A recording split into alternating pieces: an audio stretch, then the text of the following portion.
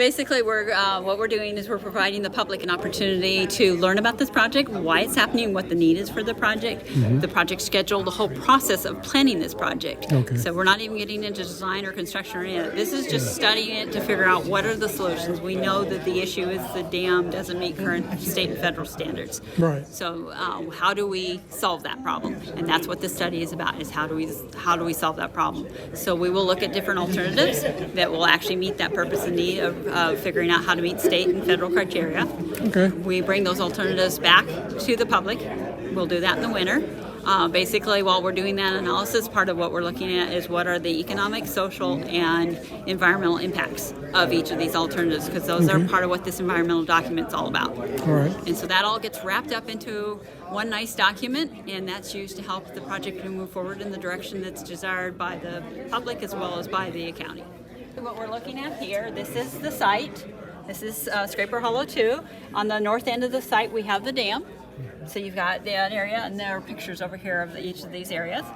We have a principal spillway, which is the main area where the water goes out during normal flows.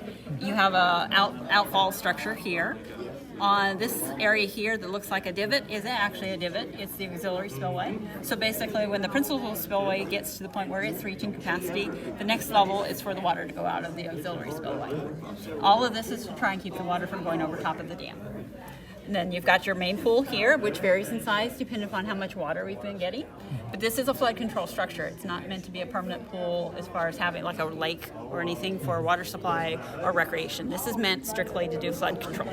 Okay. So, and then what you're seeing on the map here is this is our study area. So this is what we use to evaluate the alternatives, the impacts.